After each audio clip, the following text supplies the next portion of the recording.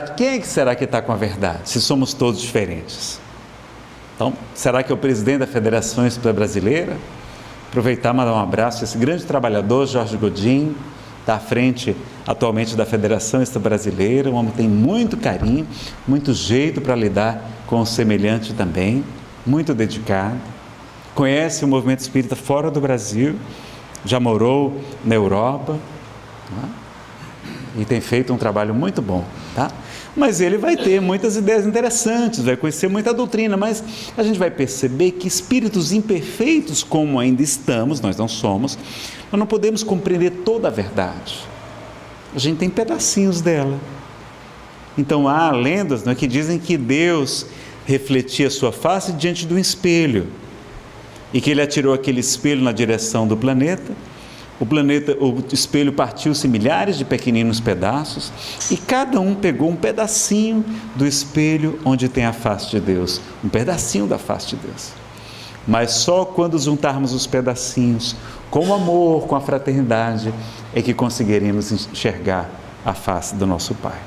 Então ter essa compreensão, nós não somos espíritos puros, mas a gente sabe o que é doutrina espírita, isso a gente já sabe. Temos as obras de Kardec. Então a gente já sabe como deve se comportar, porque na casa espírita a gente tem que falar de quê? De doutrina espírita. Então na palestra, o palestrante não é para falar a sua opinião pessoal, ele tem que falar de quê? De doutrina espírita. Ele foi chamado para isso. E infelizmente tem até palestrantes espíritas se posicionando a favor da legalização do aborto. Imagine. Felizmente são muito poucos, mas falando isso na tribuna. O que tem essa sua convicção pessoal, mas guarde para você, porque é incompatível com a doutrina espírita uma postura dessa. Então a gente tem que ter essas questões, tá certo? Então é importante a gente saber o que está de acordo ou não com a doutrina, e por isso nós precisamos estar estudando. Uma grande maneira de evitar problemas na casa espírita é implantar o estudo permanente, como Kardec queria. No projeto 1868, ele vai dizer da importância de um estudo permanente, sério, de doutrina espírita, a fim de promover-lhe a unidade. Então, há casas espíritas, como eu frequentava lá em Fortaleza, o Grupo Espírita Paulo Estevão, que todo mundo, todos os trabalhadores da casa, da livraria até a biblioteca, toda parte, até o trabalho social, você pode fazer trabalho social, mas você tem que estar matriculado em algum grupo de estudo da casa. Estudo sistematizado da doutrina, estudo das obras básicas, estudo do Evangelho segundo o Espiritismo, tem que estar frequentando com pelo menos 70% de frequência, e eles cobram a frequência. Para ser médium, tem que estar estudando. Ah, mas eu sou espírita há 30 anos. Meu amigo, há 30 anos você talvez tenha conhecido um outro tipo de conhecimento. Vamos estudar doutrina espírita. Porque a gente, por mais que estude, a gente não conhece doutrina espírita. Zé Raul Teixeira, há muitos anos, falou que ele já tinha lido o Livro dos Espíritos mais de 70 vezes. E ele dizia que toda vez que ele lia, ele percebia coisas novas. Meu Deus, eu não vi isso aqui antes. Tão profunda que é a doutrina espírita. E hoje a gente tem um estudo aprofundado da doutrina espírita também, tem as apostilas, que são sugestões, não são obrigação, que a Federação Espírita Brasileira nos propõe. Então as pessoas estarem estudando, é muito importante para todos nós, para a gente ter essa proteção. Que imagine uma casa muito grande, com milhares de estudantes do estudo sistematizado lá, 1.500 alunos no estudo, quantos centenas de trabalhadores. Como é que eu vou saber se aquele trabalhador não está atrapalhadinho do juízo? É vendo se ele está estudando. É o mínimo que a gente pode fazer, porque é muita responsabilidade. Quando a gente está aqui na frente, a gente está como se tivesse uma procuração em nome da casa espírita, em nome da doutrina espírita, para falar em nome dela. É muita responsabilidade. No mínimo que eu tenho que fazer é estudar, me capacitar, como Paulo fez, se capacitou para poder ir anunciar o Evangelho, tá certo? Então ter essa consciência que é muito importante. O estudo é projeto de Kardec, é orientação no livro, não é? Também orientação ao centro espírita, a importância do estudo na casa espírita, que a gente tem lá, a mocidade, a evangelização, vários tipos de estudo, mas a gente deve estar estudando doutrina espírita. E nunca vai ser demais, vocês vão ver. No estudo aprofundado lá na comunhão, por exemplo, tem o estudo das obras de André Luiz, tem o estudo de cristianismo e espiritismo, estudo do Novo Testamento. Olha quanta coisa, porque o espírita conhece bem o Evangelho segundo o Espiritismo, mas conhecemos muito pouco o Novo Testamento, não é verdade? A gente pode, porque o Evangelho segundo o Espiritismo só comenta algumas passagens, sobretudo o Sermão da Montanha, mas há muitas outras passagens do próprio Cristo, além das cartas de Paulo, de Pedro, de João, de Tiago, não é? Apocalipse, a gente deve procurar conhecer também. E lá no Evangelho segundo o Espiritismo, no capítulo 20, item 4, tem uma pergunta que eu vou pedir para o Jaime ler aqui, ele parar de mandar o WhatsApp ali.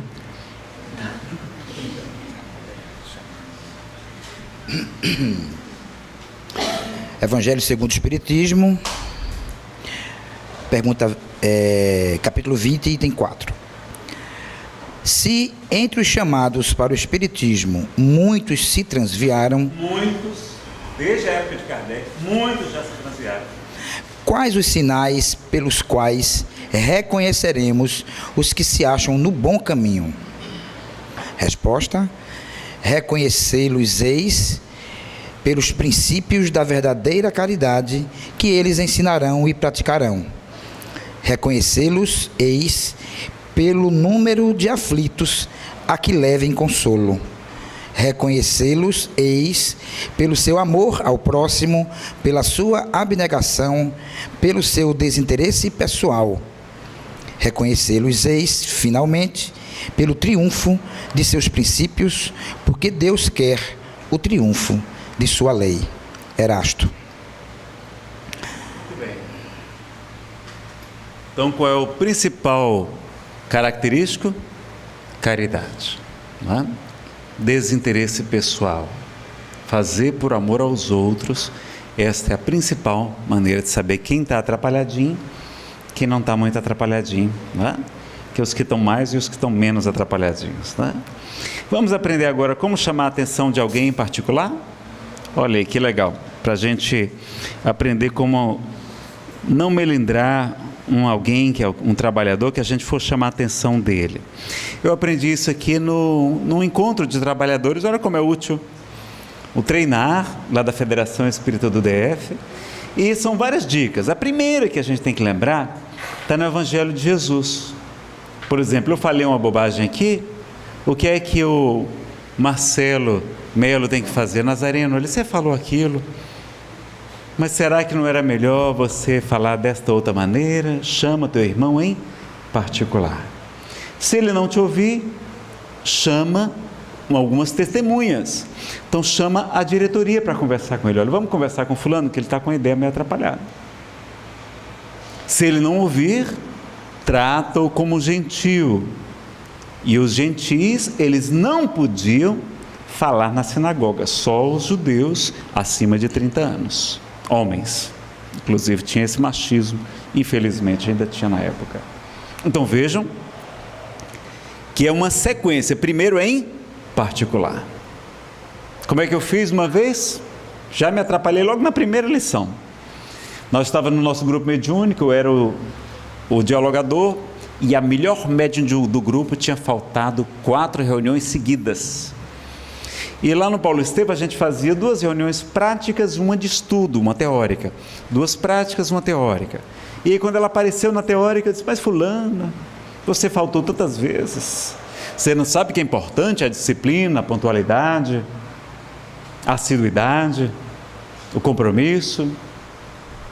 Ela disse: Nazareno, eu sei, me desculpe, mas eu não sei se vocês sabem, eu tenho um filho que nasceu com um problema sério de saúde, e ele já teve que fazer 5 cirurgias, e desta última vez, eu não tinha ninguém com quem deixar o meu filho, e tive que faltar. Meus amigos, nenhum de nós ali no grupo sabíamos do drama que ela estava passando, nenhum de nós estava ajudando. Principalmente eu, que era o coordenador do grupo.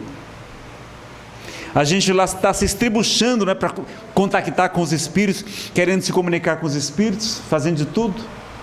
E a gente não sabe, às vezes, nem o nome do médium que está ao nosso lado. O problema dele, a gente visita as famílias, e às vezes aquela pessoa é mais necessitada do que os assistidos dos trabalhos sociais. Então tem que ter essa fraternidade. Por isso é importante ter esses encontros, não é? É bom ainda que arrecada recursos. Eu soube que só conseguimos fazer esse evento porque teve uma pizza, não foi uma pizza? Aí uma pizza aí maravilhosa, o pessoal tudo comeu que só. Fez aquela festa, confraternizaram, não é?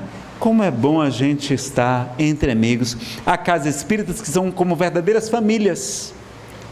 Famílias. Todo mundo se conhece, todo mundo participa. Encontro no carnaval, todo mundo fica, quase ninguém viaja, fica lá, faz um trabalho com os jovens durante a época do carnaval. Em vez desses meninos estar se envolvendo com droga, com sexo irresponsável, estão lá ajudando, participando. E tem um dia que a casa espírita no carnaval é dirigida pelos jovens. Olha que legal. Apresentações artísticas, filmagem, uma série de atividades para os jovens e para as crianças. Então, primeira regra, chama teu irmão em particular. Segundo, a casa espírita deve ter um regimento interno detalhado. Porque quando precisar chamar a atenção, por exemplo, do palestrante, a gente vai dizer, olha, fulano, não é nada contra você, não é nada pessoal. Mas é porque aqui na casa a gente tem essas regras, ó. Aqui você falou que devíamos esquecer as obras de Kardec. Não, ela está aqui na casa e diz que a gente deve prestigiar as obras de Kardec, porque a maior autoridade em espiritismo para nós chama-se Allan Kardec. E a gente às vezes tem que chamar a atenção da pessoa em público. Terminou a palestra, o palestrante falou uma bobagem muito grande, a gente vai dizer, meus amigos, a gente quer agradecer muito a presença do nosso irmão, mas esta casa tem na sua orientação isto. Prestigiamos as obras de Allan Kardec. Ah, mas se ele se magoar, a gente vai ver aqui. É preferível fazer caridade com 100 pessoas que estão assistindo do que caridade, entre aspas, com uma pessoa, ser conivente com ele. E só convidar de novo depois que ele mudar de opinião. Quando tiver com aquela opinião, você não vai ser convidado. Depois pode até vir, não tem nenhum problema. Ser oportuno, evite momentos então assim, a gente vai falar, tem um regimento. Então tem casas que além do estatuto tem um regimento interno da palestra, regimento interno da divulgação, regimento interno do trabalho mediúnico, regimento interno do ESD, do estudo sistematizado, do trabalho social. Então tem lá em detalhes, e os trabalhadores precisam conhecer o regimento interno. Quem quiser, tem modelos bem detalhados do Paulo Estevão, é gep.org.br, Grupo Espírita Paulo e Estevão, .org.br, tá? Tem na internet os modelos deles lá. E aí a gente vai dizer, olha, Nazareno, não é nada contra você, mas é porque aqui tem. Então a pessoa não vai ficar com raiva de você, não, é porque é a orientação da casa. Se você não concorda, escreva uma sugestão para a diretoria, né? Proponha uma alteração do regimento interno, mas aqui, por enquanto, a gente está valendo Allan Kardec, tá certo? Ser oportuno, evite momentos de irritação. Então não chamar a atenção da pessoa quando ela estiver irritada. Aproveite quando ela estiver feliz, mais tranquila, né? O maridão estiver ali. Tá.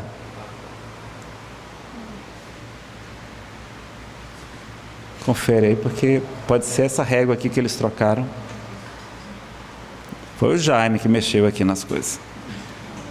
Esse Jaime me persegue, rapaz. Mas está filmando lá, não está? Então vejam só. Aí, então, pode ser a régua. Ele mostra bem pequenininho lá, mas mostra um raiozinho. Então, esperar aquele dia que o maridão está feliz, o time dele está ganhando, está satisfeito. Na hora da discussão, não adianta discutir com ele. Deixa ele desabafar, vai fazer bem para ele. Mas 2 dias depois, 3 dias depois, a mulher inteligente, a mulher de Santarém, ela é muito inteligente. Ela vai chegar lá e diz, maridão, você falou aquilo, não falou? Falei. Mas eu não aceito isso, por isso e por aquilo. Eu não admito que você proceda dessa maneira por causa disso. Ele vai achar até que você está obsediado, né? E aí vai, tá certo, meu amor, deixa aqui ver meu jogo, está tudo bem. Então a gente foge do momento da irritação e fala no momento oportuno. Ser oportuno com a pessoa, tá certo? Evita aqueles momentos da discussão. Na hora da discussão é melhor calar, usar a água da paz, não é? Coloca uma colher de água na boca, não engole, não cospe fora, fica com a água na boca até a discussão acabar. Como a gente vai ficar com a boca cheia, não vai poder falar, vai ter que calar. É a melhor água que existe nas nossas vidas, a água da paz. Elogie todos os pontos positivos antes. Então, por exemplo, eu falei uma bobagem aqui, aí o que é que o Rômulo tem que fazer? O Rômulo, Nazareno, rapaz, olha, gostamos da sua palestra, foi bacana, você colocou até música, colocou poesia, colocou o pessoal para participar também, com perguntas e respostas e tal, todo mundo gostou. Aí disse, meu amigo, me diga isso, que maravilha, foi mesmo, todo mundo gostou? Foi, mas naquele ponto que você falou isso, aquilo outro, será que não era melhor falar dessa maneira? Eu acho que você tem razão, sabia? E aí alguns dizem que tem que fazer a técnica sanduíche, a técnica da neurolinguística, você terminar com elogio, mas rapaz, mas você arrasou. Aí o cabo sai todo feliz. Então você chamou a atenção e a pessoa não se melhorou. Porque é verdade, será que a pessoa só falou coisa errada? A palestra todinha. Não, a gente vai ver os pontos positivos antes. Augusto Cury, o psiquiatra, ele vai dizer que para cada crítica a gente tem que falar pelo menos 3 elogios. Para cada crítica, no mínimo, 3 elogios, não é? Seja direto, evite fofocas, fale diretamente para a pessoa o problema, porque se a gente não fala para a pessoa, a gente vai falar para um amigo, o amigo vai contar para o amigo, o outro para outro amigo, para outro amigo, para outro amigo, etc, vai acabar chegando no ouvido da pessoa. E como é que vai chegar a história lá, depois de tanta gente falando? Completamente distorcida, aumentada, não é? A pessoa vai ficar muito chateada com você e ainda vai chamar você de fofoqueiro. Então fale diretamente para ela. Nazareno, mas aquela pessoa não simpatiza comigo, eu tenho uma encrenca com ela, ou ela tem uma encrenca comigo, eu não sei. Bom, pessoal, então a outra dica, seja direto, evite fofoca, senão a pessoa vai ficar chateada com você, ela vai acabar ficando sabendo. E se ela não simpatiza com você, peça ajuda a um terceiro que ela respeite e admire, não é? Então, por exemplo, quer chamar a minha atenção e aí não sabe como fazer, tem algum problema? Esse rapaz, não, o Nazareno gostou muito do Marcelo Melo, que está à frente do credo número 15. Marcelo, olha, faz um favor para a gente, vai ali conversar com o Nazareno, ele está falando umas coisinhas meio atrapalhadas, você podia chamar a atenção dele? Aí quando o Marcelo fala, não, Marcelo, Marcelo, pode deixar, viu? Pode deixar que está resolvido.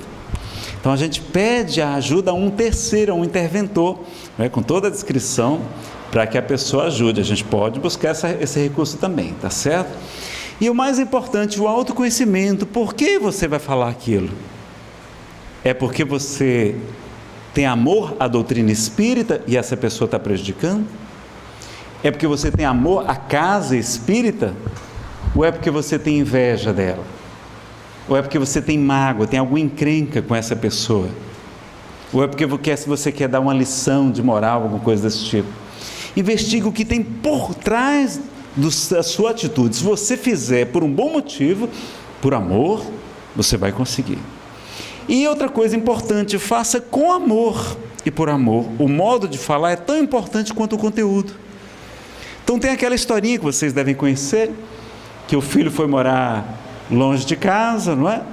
E não trabalhava ainda, e mandou um bilhete para o pai. Papai, mande dinheiro. Aí o pai ficou muito chateado. Quando chegou, olha esposa, olha como é que seu filho é ingrato. Mandou um bilhete para mim, olha, isso é jeito de se falar com o pai? Olha o que ele disse aqui. Papai, mande dinheiro. Eu não vou mandar dinheiro coisa nenhuma. Isso é jeito da pessoa falar com o pai, rapaz? E a mãe olhou assim, não, mas deixa eu ver esse negócio direito. Não, olha, não foi assim que ele disse não. Foi não? Foi não. Ele disse assim, ó, papai, mande dinheiro. Assim eu mando. Então o jeito de falar, o carinho, não é? Vocês viram como é que Jesus falou com Paulo de Tarso, com Saulo ainda, não é? Com a inflexão de amor. Como ele perseguiu um dos melhores trabalhadores de Jesus, levou à morte, Estevão. E Jesus fala com todo carinho para Saulo. Pergunta por quê? Saulo, por que me persegues?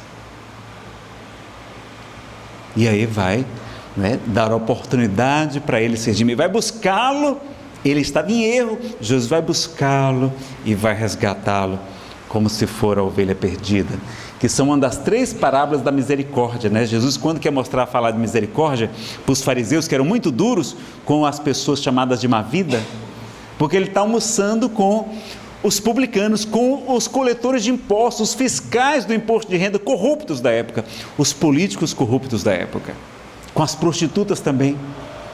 E aí os fariseus escandalizados: mas esse mestre de vocês que come e anda com pessoas de má vida? Aí Jesus vai contar 3 parábolas: a parábola da ovelha perdida, a parábola do dracma perdido, da moedinha perdida, porque havia donas de casa lá também, e vai contar a mais extraordinária parábola de todo o Evangelho, a parábola do filho pródigo, que é a mais bela entre todas as parábolas, não é? Então, mostrando a compaixão, a misericórdia. Então, falar com amor, por amor. Então, a gente ainda erramos muito e vamos continuar errando. Não esperemos cooperadores perfeitos, fala Emmanuel. E qual é o conceito de espírita para Allan Kardec? Vocês lembram? Qual é o conceito de espírita? É aquele que se esforça para domar suas imperfeições e melhorar o mundo. Você melhora no dia seguinte. Reconhece-se o verdadeiro espírita, pela sua transformação moral, pelo esforço que empreende em domar as suas más tendências. Então o espírito tem más tendências, nós somos atrapalhadinhos mesmo. Agora a gente tem que se esforçar, isso a gente tem que fazer, né? E disciplina, não é? A gente precisa aprender esse negócio também. Vocês lembram quando Emmanuel aparece para Chico Xavier em 1931 pela primeira vez? O que é que ele fala para Chico Xavier? Ele diz assim: Chico, você aceita trabalhar na mediunidade com Jesus? E aí Chico diz que sim. E aí ele fala uma coisa importante. Vocês lembram o que é que ele fala? O que era necessário? Sim, diga. Ninguém discorda? Todo mundo acha que é isso? Eu já ouvi a sua palestra, sei qual que é a resposta. Então olha lá. Aqui eu trouxe na íntegra aqui para você ler. Está lá no livro Lindos Casos de Chico Xavier de Ramiro Gama, tá? Que eu uma vez coloquei no YouTube, o pessoal disse: onde foi que você viu isso? Está escrito no livro. Olha lá. Você está realmente disposto a trabalhar na mediunidade com o Evangelho de Jesus? Sim, se os bons espíritos não me abandonarem. Não será você desamparado, disse Emmanuel, mas para isso é preciso que você trabalhe, estude e se esforce no bem. Isso é mais importante do que a disciplina, pessoal. Agora ele pergunta: e o senhor acha que eu estou em condições de aceitar o compromisso? Perfeitamente, desde que você procure respeitar os 3 pontos básicos para o serviço. Qual o primeiro? Disciplina. E o segundo? Disciplina. E o terceiro? Disciplina. Então vejam que o que é mais importante? Trabalhar, estudar, esforçar. E disciplina não quer dizer transformar a casa espírita num quartel-general. Não é essa a proposta. A disciplina é dos pensamentos, é a disciplina do falar, disciplina do pensar, do sentir e do agir. Essas disciplinas são mais importantes do que a disciplina do horário. Aliás, no dicionário não diz que disciplina tem a ver com pontualidade, não. Disciplina é seguir a ordem, seguir as regras. Isso que é, não é necessariamente pontualidade, não, tá certo? Só para vocês terem essa informação aí mais completa. Está na palestra sobre Lindos Casos de Chico Xavier, que vocês podem conferir também.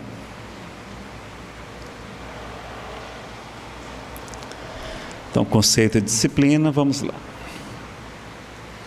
Aí tem que ver, quando a gente for interpretar qualquer texto, a gente tem que fazer como a gente faz no direito. No direito a gente vê quem disse aquela frase. Emmanuel, não foi? Foi para a gente que ele disse? Foi para quem? Para Chico.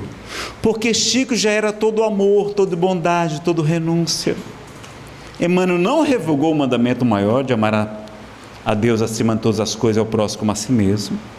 Não revogou o novo mandamento de Jesus, que como é que é o último mandamento que ele nos ensina? Amai-vos uns aos outros como eu vos tenho amado. Como eu vos tenho amado, né? Então ele não revogou, aquilo ali era para o Chico precisava de muita disciplina. Como é que ele ia escrever 506 livros psicografados, é o número de hoje?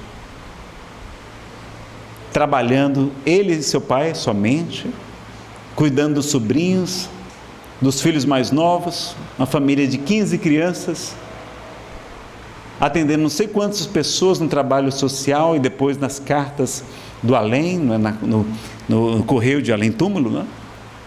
Então era para o Chico.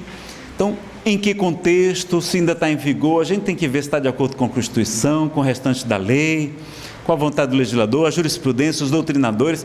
Tudo isso a gente usa para interpretar. A interpretação literal é uma das mais pobres. Isso eu estou falando no direito. Também na exegese das escrituras sagradas, a gente também tem que ter conhecimento, ver que aquelas regras de Moisés eram de outra época, não é? Para um povo nômade, guerreiro, etc. Então, a gente tem que focar, como Kardec fez, focar em Jesus, que é o mais importante, tá? Então, respeito às diferenças, que é a alteridade, e a gente aprende com Paulo também, examinar em tudo, retende o que for bom. Está lá em carta aos Tessalonicenses 5:21. Mas uma coisa é examinar tudo, outra coisa é incorporar a doutrina espírita. Isso a gente não pode. Então a gente pode conhecer coisas maravilhosas fora da doutrina espírita. Podemos abordar qualquer assunto à luz da doutrina espírita, mas outra coisa é incorporar. Não podemos incorporar coisas estranhas para a doutrina espírita. Tá certo?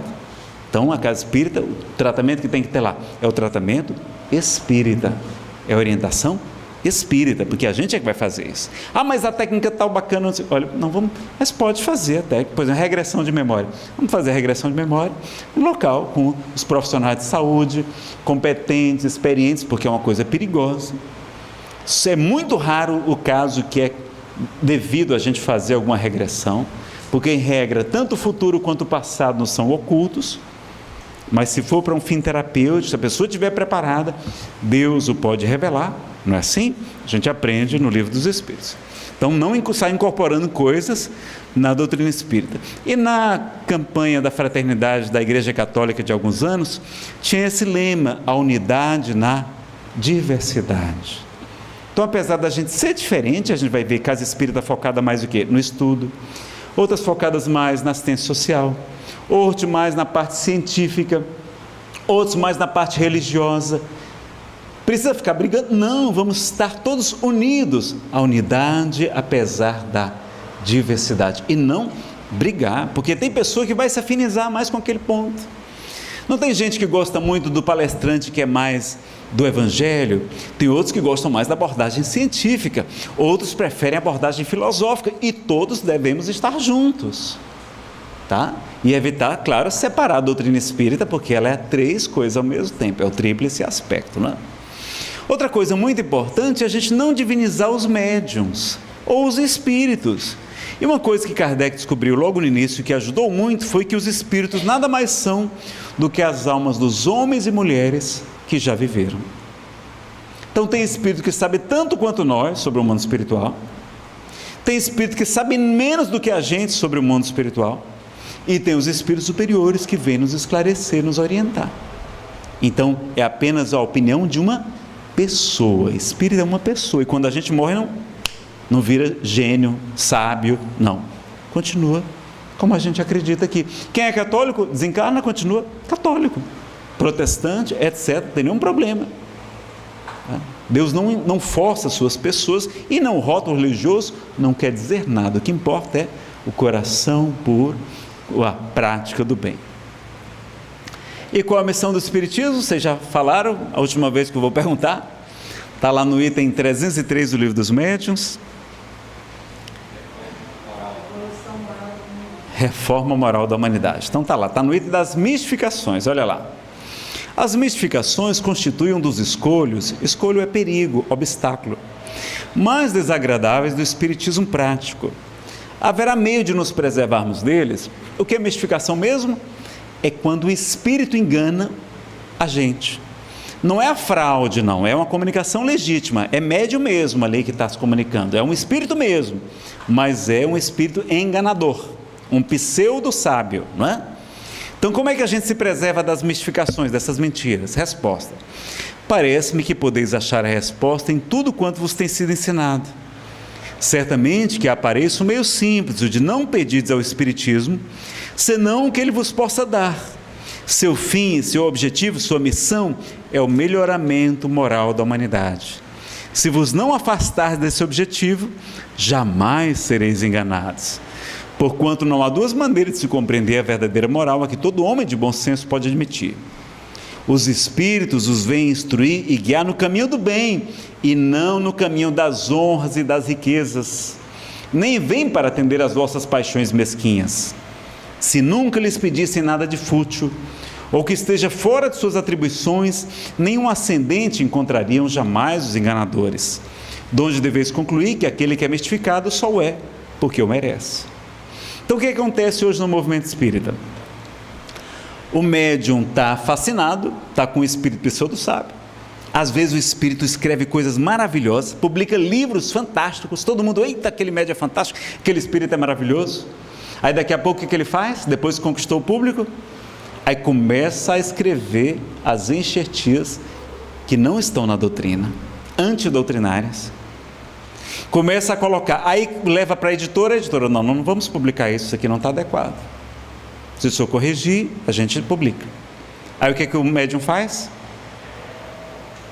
Cria uma editora nova para ele, contrata uma gráfica, a gráfica imprime, e aí lança os livros a todo vapor. Aí a gente tem muita literatura que se diz espírita, competindo com as boas obras na casa espírita. Então a gente tem que estar atento a isso. Agora a gente gosta de novidade, a gente quer soluções fáceis, então esqueça o Cristo, porque o Cristo não prometeu soluções fáceis. E esqueça Paulo de Tarso, Francisco de Assis, esqueça essa turma, Allan Kardec, Chico Xavier, porque eles estão todos errados. É assim? Não, não é assim, não é? O papel dos espíritos não consiste em vos informar sobre as coisas desse mundo, mas em vos guiar com segurança no que vos possa ser útil para o outro mundo. Quando falam do que a esse concerne, a esse mundo, é que julgam necessário, porém não porque o peçais. Se vê nos espíritos o substituto dos adivinhos e dos feiticeiros, então é certo que sereis enganados. Então cuidado, porque eles gostam de abordar questões sobre o passado, sobre o futuro. Por quê? Porque a gente não tem como verificar se é verdade. Tem como a gente saber o passado ou o futuro? Não tem. Então é uma coisa que chama a atenção para a gente, não é? Então os fins não justificam os meios, eles disputam espaço com as obras consagradas, não é? Curioso que Chico e Divaldo ficaram 3 a 4 anos treinando, e os espíritos deles, olha, queime, jogue fora. Era só treino, porque numa boa comunicação mediúnica, vai dizer Hermínio Miranda, tem 50% do médium, metade do que está escrito é do médium. Nazareno, mas tem aquelas comunicações mecânicas que o espírito desenha a letra, até escreve em outros idiomas, essa não é? Kardec vai dizer no Livro dos Médiuns que até na mediunidade mecânica também o médium interfere. Na mediunidade inconsciente, o médium acorda, o que aconteceu? Ele também interfere. Olha que coisa. Agora, não quer dizer que não preste por causa disso, não é porque metade é do médium, metade do espírito, não quer dizer que não preste não, tá certo? Apenas uma informação que ele precisa saber. Então, cuidado na hora de analisar. Um espírito falar é uma opinião que merece ser analisada, né? Kardec tinha muito critério para a publicação dos artigos, muito cuidado. Ele recebia milhares de comunicações, ele olhava, não, isso aqui não merece ser publicado, isso aqui até é bom, é correto, mas não justifica ser publicado, porque está só repetindo. Mas o que? O nosso orgulho, né? Nossa vaidade, nosso problema de autoestima, a gente chega na casa espírita, nem lê o Kardec, já vem com um calhamaço de coisa psicografada querendo publicar. Amigo, vá ler Kardec. Tem tanto livro para a gente ler, imagina chegar mais livro. A gente nem leu o básico. E a gente já quer mais livros, mais novidades, né? Então, Kardec era muito criterioso para isso, né? A questão do fenômeno e analisar a fragilidade dos médiuns, não é? Olha o que o livro dos médiuns diz no capítulo 20. É que o bom médium é aquele que é o menos enganado. Como é que é, Nazareno? Todos os médiuns seremos enganados. E o bom médium é o que é menos enganado. Olha como é que está escrito lá. Qual o médium que se poderia qualificar de perfeito? Kardec pergunta. Perfeito? Bem sabes que a perfeição não existe na terra, sem o que não estarias nela. Dize, portanto, bom médium, e já é muito, porque eles são raros. Médium perfeito seria aquele contra o qual os maus espíritos jamais ousassem uma tentativa de enganá-lo. O melhor médium é aquele que, simpatizando somente com os bons espíritos, tem sido o menos enganado. Então até Chico Xavier foi enganado. E ele perguntou: Emmanuel, por que você permitiu que esses espíritos me enganassem? Para que você saiba que não é infalível e mantenha sempre a humildade. Olha que coisa. Então, o cuidado, o respeito que a gente tem que ter e conhecer o livro dos médiuns, que é uma obra fundamental para todos nós, não é? Os médiuns têm opiniões pessoais, crenças, condicionamentos herdados das casas espíritas onde eles vieram, não é? O próprio grupo pode colocar o médium a se perder, estimulando o orgulho, a vaidade. E qual o melhor tratamento para a obsessão espiritual? Perguntaram a Chico Xavier. Ele vai dizer que o primeiro e mais importante tratamento para a obsessão espiritual é o estudo das obras de Allan Kardec. O primeiro e o mais importante é o estudo das obras de Allan Kardec, esse grande desconhecido, né? Então, a gente conhecer as obras. Se é uma literatura difícil, não é uma coisa tão atual, no estudo em grupo a gente vai tirando as dúvidas, vai fazendo. Tem as apostilas da FEB que vão trazendo as contribuições também de Chico Xavier e de outros médiuns consagrados, não é?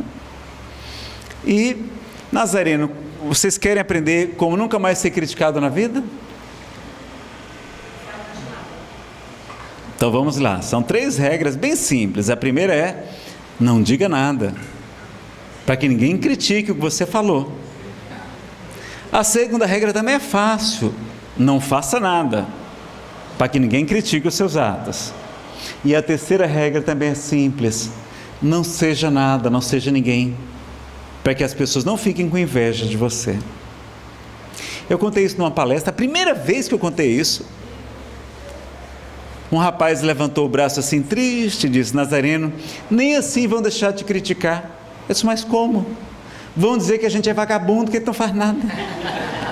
Então não tem como escapar das críticas, pessoal.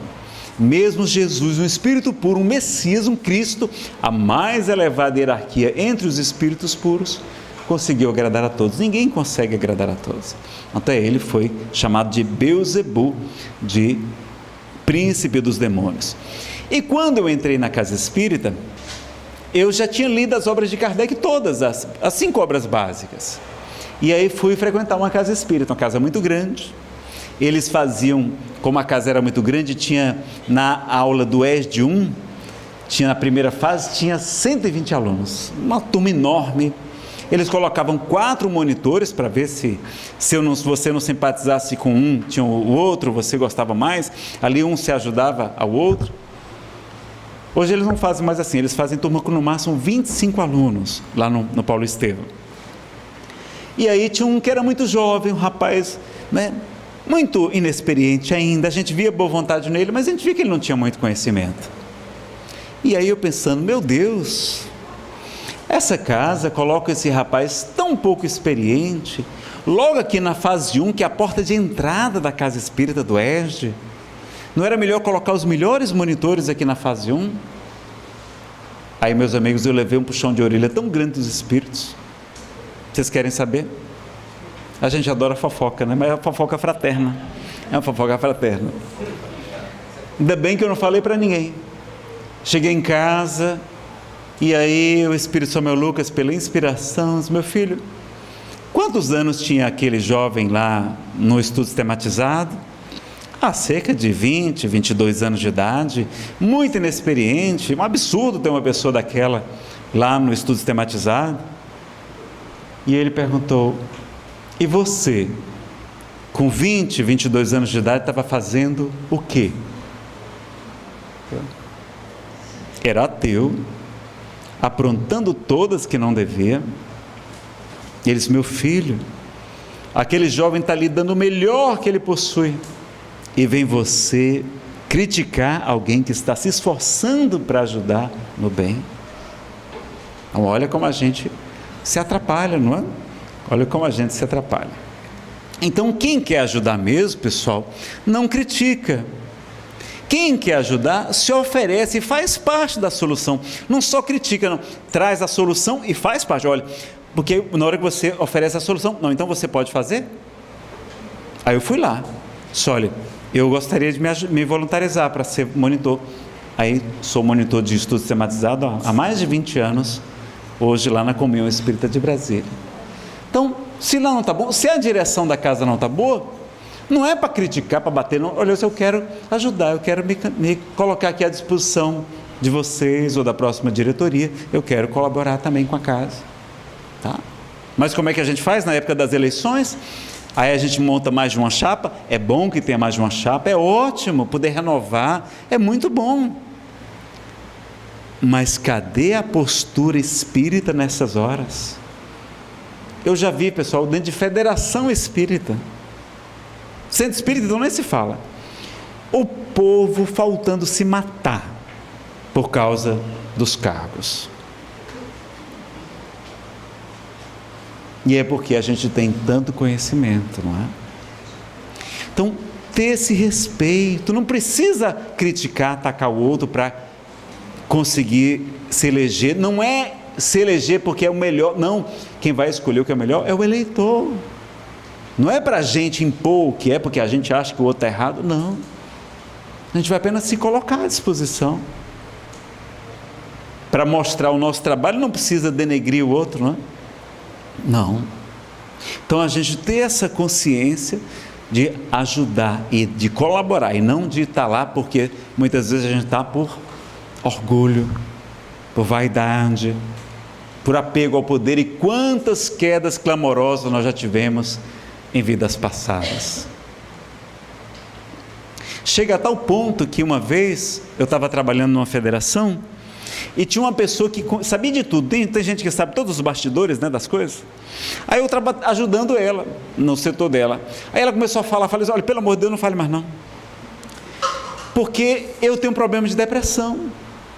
Se eu ficar sabendo essas coisas tristes, eu vou ficar deprimido, vou ficar desmotivado, não vou trabalhar direito. Eu não posso, eu preciso trabalhar muito. Não me conte mais, eu não quero saber. Porque a gente adora também ainda fazer essa fofoca. E aí tem uma lição de Humberto de Campos, no livro Mensagens de Saúde Espiritual.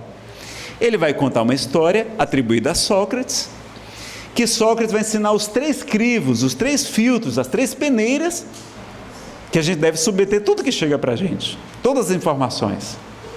Aí chegou uma pessoa muito corrida assim, alvoroçada para contar uma novidade para Sócrates. Sócrates, eu queria lhe contar uma novidade. Ele disse: calma, primeira coisa, você já passou pelos 3 crivos. Quais são os 3 crivos? O primeiro é da verdade. Você tem certeza que você vai me contar é verdade? Não, eu ouvi falar, alguém me contou, eu já ouvi dizer. Não, então já nem me conte. Mas fazemos de conta que é verdade. O que você vai me falar é uma coisa boa, é uma coisa agradável, vai me fazer bem? Não, é uma coisa até muito desagradável, não tem nada de boa não. Então não me conte. Mas faça de conta que é boa. Vamos passar pelo terceiro filtro. É uma coisa útil, porque às vezes uma coisa é desagradável, mas é útil que eu saiba. É importante para evitar um prejuízo maior para a sociedade.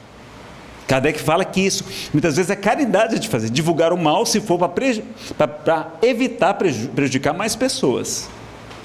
Constitui até um dever, está lá no Evangelho segundo o Espiritismo. Mas a gente tem que sempre analisar as vantagens e as desvantagens, é uma coisa muito delicada, os Espíritos falam. Então, os 3 filtros: verdade, bondade E utilidade é uma coisa útil.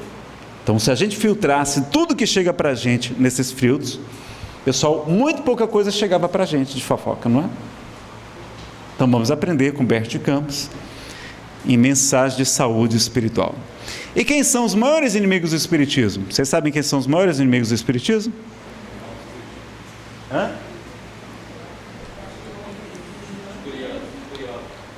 É o quê? Os espíritos, os trabalhadores despreparados, os evangélicos. Alguém falou dos evangélicos?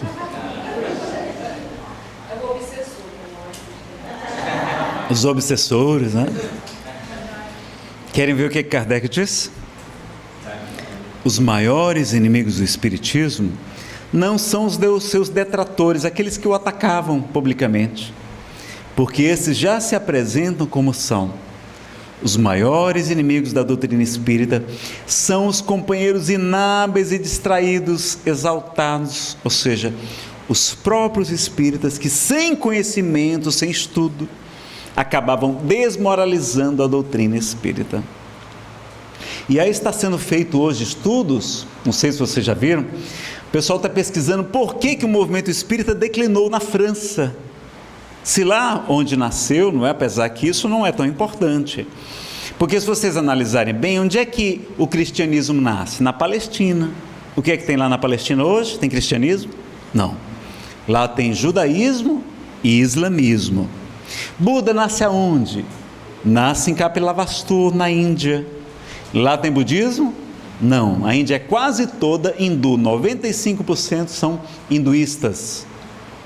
O Espiritismo nasce na França. Onde é que ele vai florescer? No Brasil, por causa dos grandes divulgadores que aqui nasceram.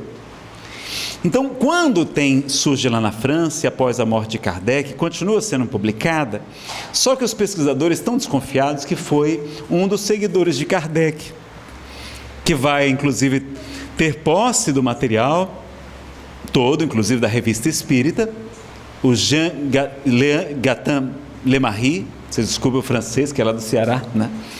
E o Lemarie começou a se entusiasmar com as teses da teosofia, vão defender esses pesquisadores.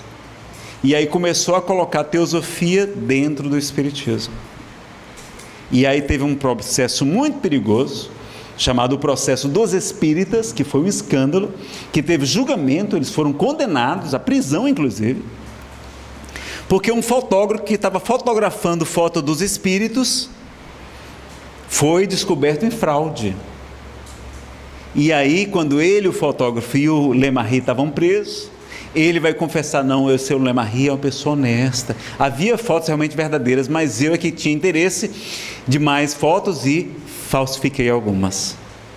Mas aí a desgraça já estava feita, né? Ele conseguiu ser absolvido, mas o nome do Espiritismo já tinha ido para a latrina. Sobretudo conhecia o processo dos espíritos. Aí teve também as guerras franco-prussiana, depois a Primeira e Segunda Guerra Mundial, teve uma série de problemas na França, e a gente vai ter a informação de Humberto de Campos, no livro Brasil, Coração do Mundo, Pátria do Evangelho, que a árvore lá da Palestina foi transportada para o Brasil, e a árvore que aparece para a França, e da França para o Brasil, para poder aqui vicejar mais, porque aqui estava mais preparado do que em outros locais. E aqui reencarnaram grandes missionários, sobretudo Francisco Cândido Xavier, e por isso o Brasil é o maior país espírita do mundo. Se Chico tivesse nascido na França, eu tinha certeza que a França era o maior país espírita do planeta. Veja a diferença de alguém que se ilumina, que constrói o reino dos céus no seu coração, que escuta os desígnios do Senhor, que silencia os seus desejos para anunciar o seu evangelho, como foi o caso de Chico, como foi o caso de Paulo e de tantos outros, não é? Mas lendo aquele livro Memória de um Suicida, ele diz que o Brasil é o país que está mais apto a receber os espíritos superiores, para ser visitado pelos espíritos superiores. No Memória de um Suicida tem essa informação também, que o Brasil é o país que está mais preparado para receber hoje muitos espíritos superiores, não é? Entre o capítulo 19 a Então, capítulos 19 a 23, fica aí para a gente checar direitinho, mas fica a informação. E poder reencarnar no lar espírita, pessoal, é uma maravilha, não é? Divaldo Franco tem revelado que Jesus teria autorizado a reencarnação de mais de 1 milhão de espíritos superiores para promover a regeneração do planeta. E que eles vão reencarnar, sobretudo, em lares bem estruturados, com orientação religiosa segura. Muitos em lares espíritas. Imagine a gente receber um Sócrates, um Frederic Chopin, receber um Santo Agostinho, receber um Francisco de Assis na nossa casa. Pessoal, reencarnar em um lar espírita é uma bênção que a gente não tem ideia. Façam com o nosso querido Jaime, eu brinco com ele, mas eu sou um grande admirador, né? Além dos filhos biológicos, adotou mais 4 crianças e ajudando, educando, criando, dentro da orientação espírita também, apesar das muitas atividades que ele tem também, né? Arruma um tempinho, ele e a esposa, para o trabalho. Então, aqui a gente já viu também como combater as imperfeições morais, perguntas do público, tem aqui a questão das polêmicas doutrinárias, mas eu vou pedir licença para vocês, para a gente ir ficando por aqui, pode ser? Porque a minha voz já está indo para o espaço, senão amanhã eu não vou conversar com a minha filhinha, nem com a minha esposa, mas esse material já está gravado, tá certo? Está no material de inovações e divulgação da doutrina espírita, polêmicas doutrinárias. Infelizmente está esgotado o CD e o DVD, mas tem no YouTube, vocês podem procurar depois a gente falando sobre esses temas. Já me quer falar alguma coisa? Pode passar. Então vamos só concluir com essa mensagem dos obreiros do Senhor, Espírito da Verdade, e depois a gente coloca um trechozinho de Francisco de Assis, para a gente encerrar o nosso encontro, esse grande também seguidor de Jesus, tá certo? Então lá no capítulo 20, no item 5, na mensagem dos obreiros do Senhor, olha que o Espírito Verdade, o coordenador da terceira revelação, a maior autoridade em espiritismo, na verdade, é o Espírito Verdade, né? E ele vai dizer o seguinte: aproxima-se o tempo em que se cumprirão as coisas anunciadas para a transformação da humanidade. Ditosos, felizes, serão os que houverem trabalhado no campo do Senhor, com desinteresse e sem outro móvel, sem outro motivo, senão a caridade. Ditosos é felizes. Seus dias de trabalho serão pagos pelo cêntuplo, 100 vezes mais do que tiverem esperado. Como Jesus promete também lá, Marcos 28 a 30. Felizes os que hajam dito a seus irmãos: trabalhemos juntos e unamos nossos esforços, a fim de que o Senhor, ao chegar, encontre acabada a obra. Porquanto o Senhor lhes dirá: vinde a mim, vós que sois bons servidores, vós que soubestes impor silêncio aos vossos ciúmes e às vossas discórdias, a fim de que daí não viesse dano para a obra. Porque esta obra, meus amigos, é a obra do Senhor. E aí o hino, o cântico o hino à caridade. E para a gente encerrar, Casimiro Cunha vai analisar essas 3 virtudes citadas por Paulo na carta aos Coríntios: a fé, a esperança e a caridade. E no livro Parnaso de Além Túmulo ele vai falar da supremacia da caridade.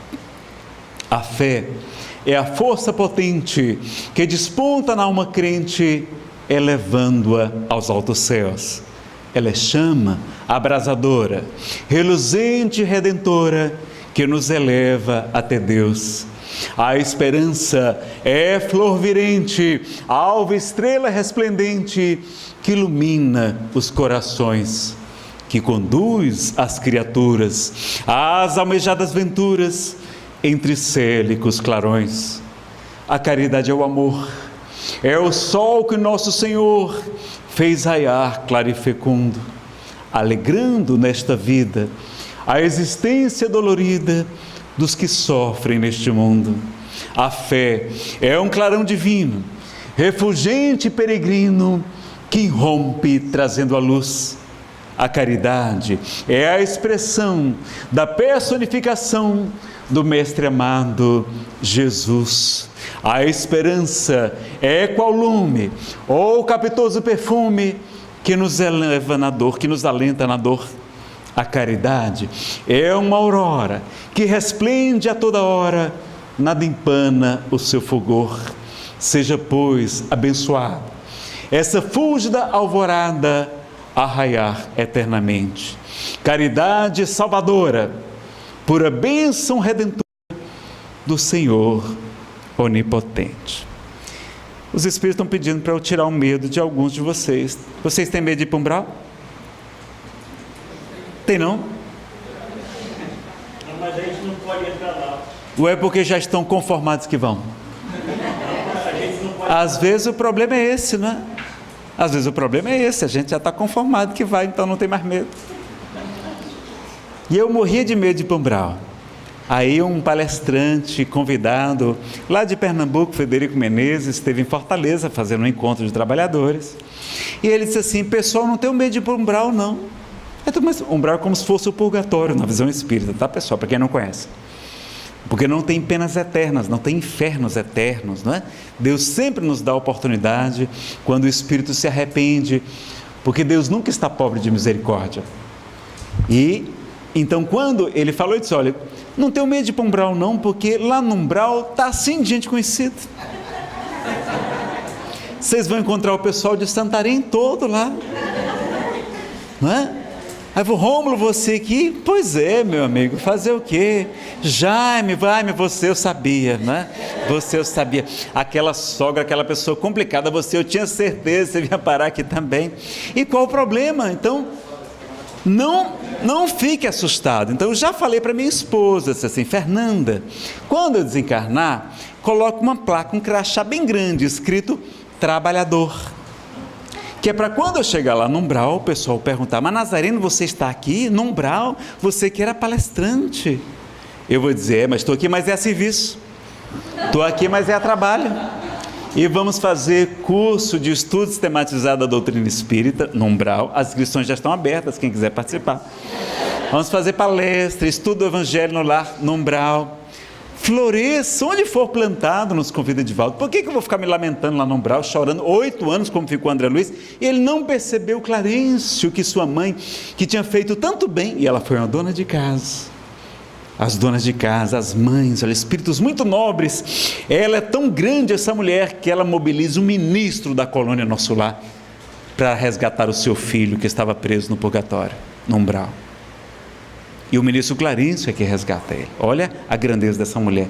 E o que é que ela promete a André? Ela disse: André, o seu pai está no umbral junto com as suas 2 amantes, mas eu vou reencarnar, vou casar novamente com ele, ele também vai reencarnar, e nós vamos receber como filhas as 2 amantes do seu pai, que eu quero acolher como filhas. Olha o que é um espírito grandioso. Não é quem dá palestra, isso aqui não vale nada, pessoal. Não tem dificuldade, não tem sacrifício nisso aqui não. Dificuldade, sacrifício é ser mãe, adotar, ajudar, fazer esse trabalho difícil mesmo, não é? Perdoar como ela perdoou as amantes. Vai casar com o mesmo cabo que não valia nada e ainda vai receber as amantes como filhos. Olha que coisa, não é? Aí, o que eu estava falando? Então, ela consegue ajudar, ele consegue ajudar um ministro, Clarencio vai ajudá-lo.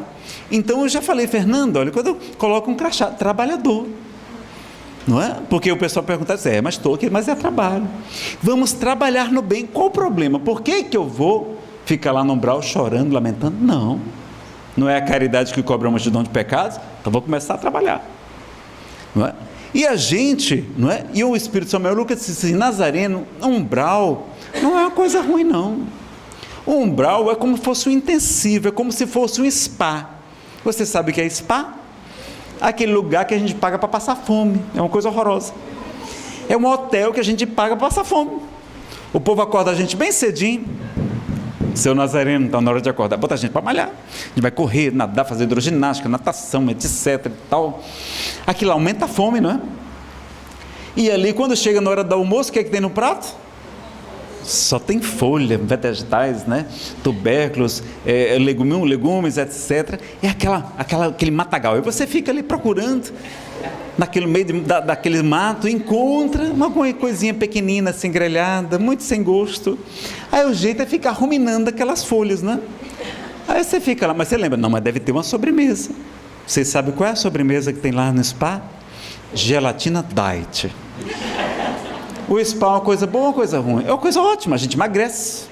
Emagrecer ajuda a autoestima, melhora o colesterol, melhora o diabetes, faz atividade física, melhora a depressão, melhora a ansiedade, melhora a osteoporose, tudo melhora.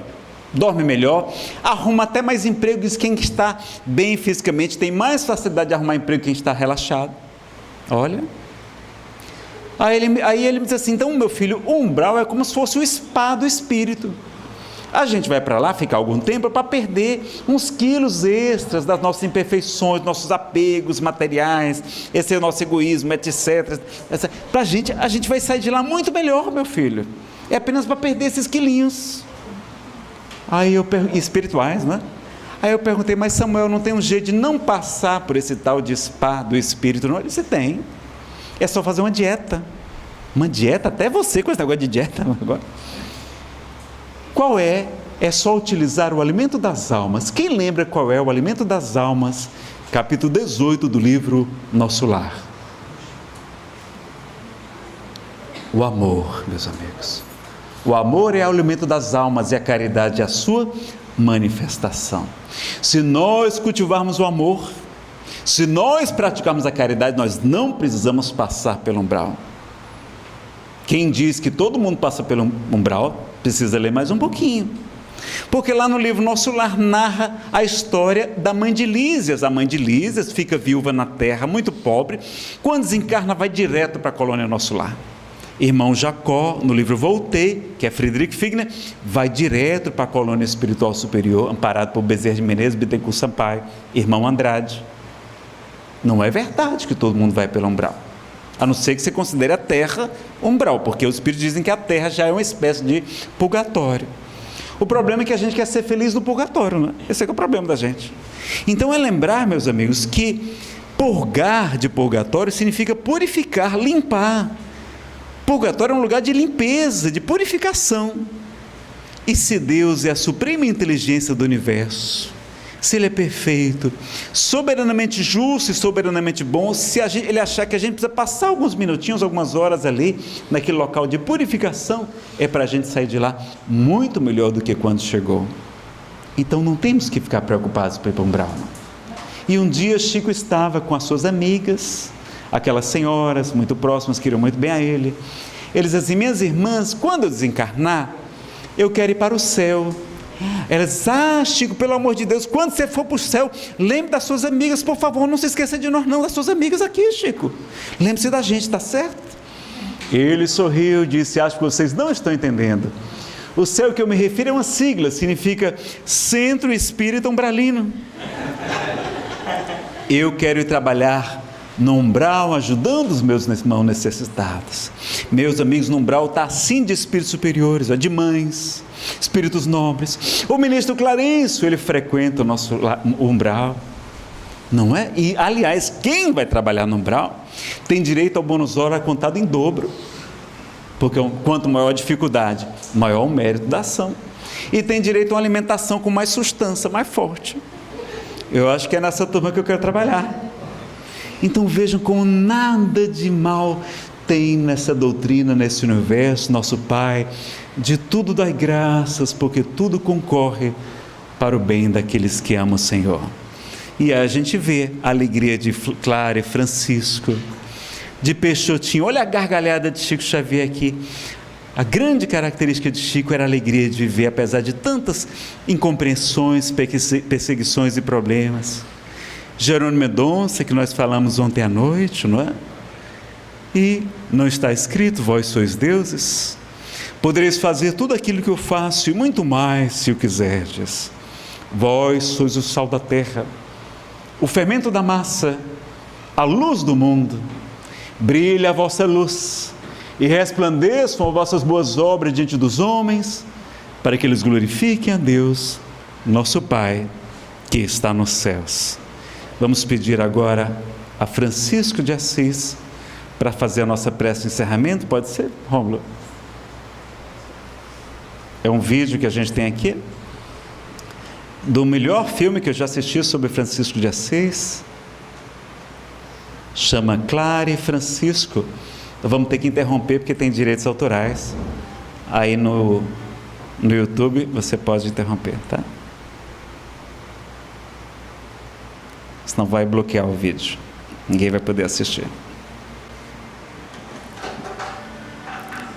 A gente vai conhecer o Cântico das Criaturas. Se puder apagar as luzes, melhor.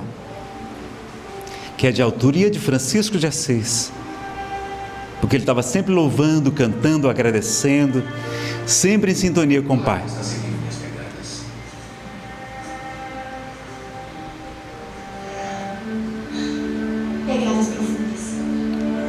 É o melhor filme sobre Clara e Francisco que eu já conheci.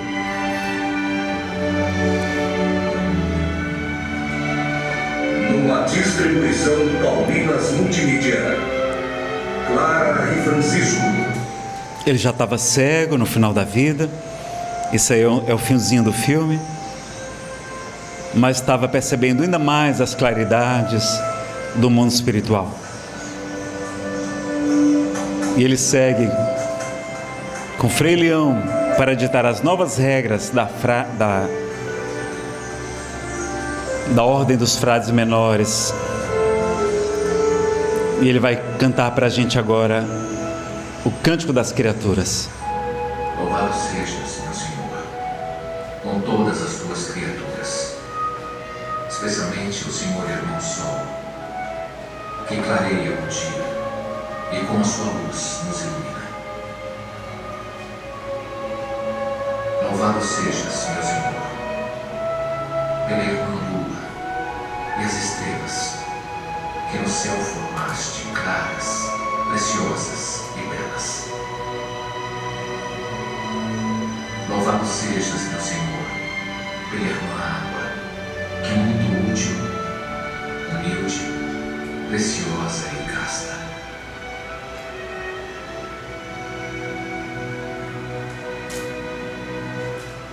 Louvado sejas, meu Senhor, pelo irmão fogo, com o qual iluminas a noite. Ele é belo, alegre, vigoroso e forte. Retornou ao mundo espiritual com apenas 44 anos de idade. Louvado sejas, meu Senhor, pela nossa irmã, a Mãe Terra, que nos sustenta e governa.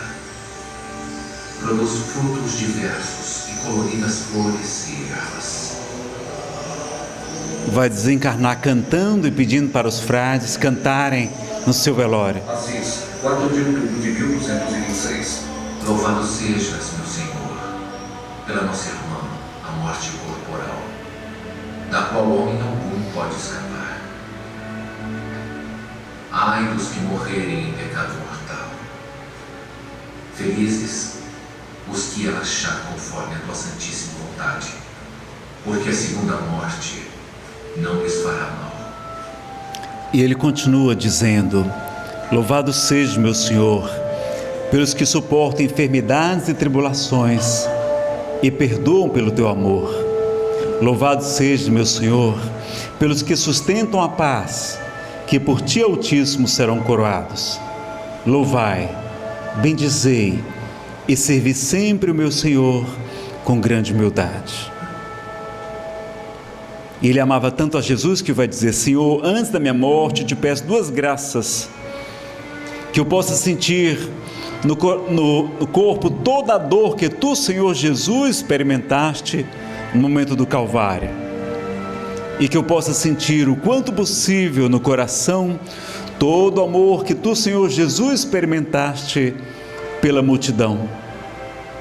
Naquela hora um serafim de 6 asas aparece e Francisco recebe as marcas do Cristo. Somente quem conviveu com Jesus poderia amar tanto assim o Cristo. Francisco é João, o evangelista, o discípulo amado de Jesus, nos revela Francisco Cândido Xavier. Vai deixar 200 mil seguidores, ele, claro. Agora vai, Francisco, e não olhe para trás. Aprendeu a louvar, a agradecer, a compreender a vontade de Deus para todos nós, a sorrir e a cantar.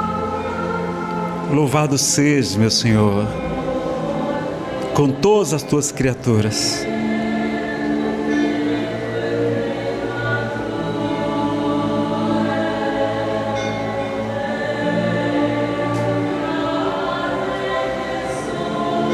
Pelo irmão Sol, pela irmã Lua,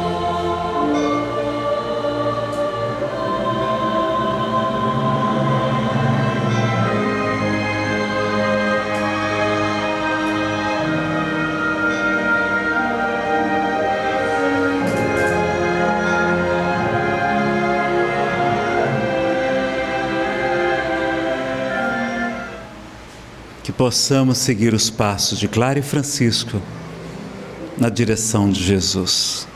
Essa é a capa do DVD, tem ele dublado em português. Vocês encontram em livrarias católicas, como a Paulinas Multimídia, Livraria Loyola. São 3 horas e 20 sobre Francisco de Assis. É o mais fiel e mais bonito filme que eu conheci sobre Francisco de Assis, tá certo? A gente agradece de coração a presença de vocês, pede desculpas pela minha voz realmente que não está boa. Muito obrigado, Jaime, pela sua colaboração. Jane, por todo o seu carinho, por toda a atenção, as comidinhas que ela tem feito. Cadê a Jane? Vai estar aqui na frente. Muito obrigado, querida. Que Deus te abençoe. Daniel, por todo o seu amor, seu carinho. Viu? Vou levar a lembrancinha lá para a Fernanda, ela vai ficar muito feliz também. Eu também, todo dieta, mas vou ficar feliz, tá bom? Obrigado, pessoal. Uma boa noite a todos.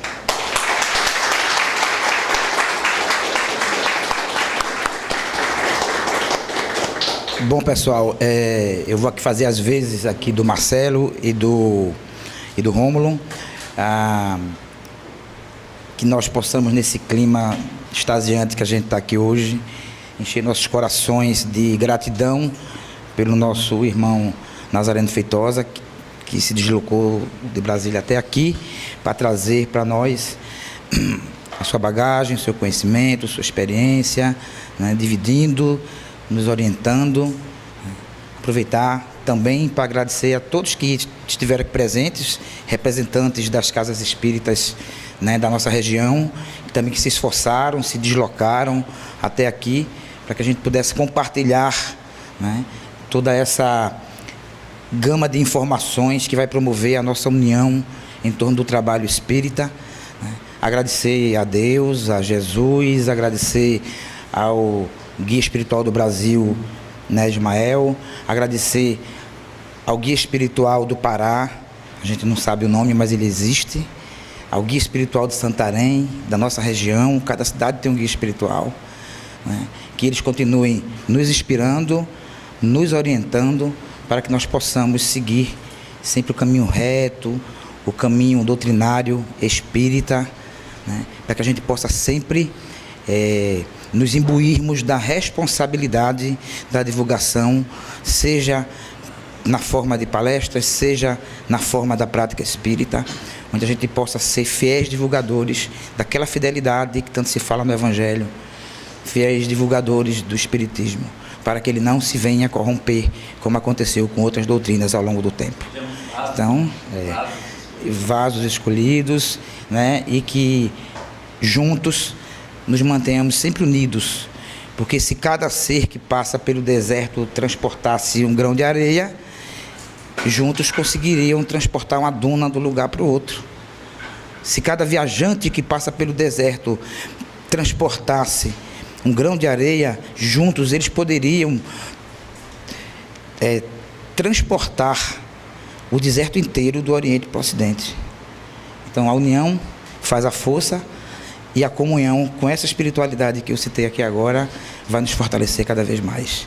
Obrigado a todos, obrigado à equipe, né, que coordenou tudo isso aqui, né? Que sempre faz, sempre se reúne, se junta, né? E promove esses eventos, que continuemos a promover. Desde que eu me uni ao 15º CREA, que eu vim estimulando a trazer palestrantes para Santarém. Santarém tem que ser um ponto de radiação da doutrina espírita, trazendo palestrantes. E em breve, em dezembro, teremos Anete Guimarães, e no outro ano vamos trazer outros, sempre Nazareno e mais um, Nazareno e mais um. Certo, Nazareno? Bem-vindo. Obrigado a todos, viu? Aplausos para vocês. Quero agradecer também a Aline, que ficou lá nos DVDs, nos CDs. Muito obrigado, Aline, com a sua simpatia. E por todos vocês que adquiriram o material, tenho certeza, pelo que eu vi lá de autógrafo, que a gente já pagou a passagem já está paga, e talvez a hospedagem também, tá certo? Muito obrigado, pessoal. Lembre que as minhas palestras estão também na internet.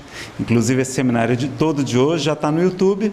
Só você procurar lá, Senhor, o que queres que eu faça? Está em 2 ou 3 partes, né? Vocês encontram o material completo lá, tá bom?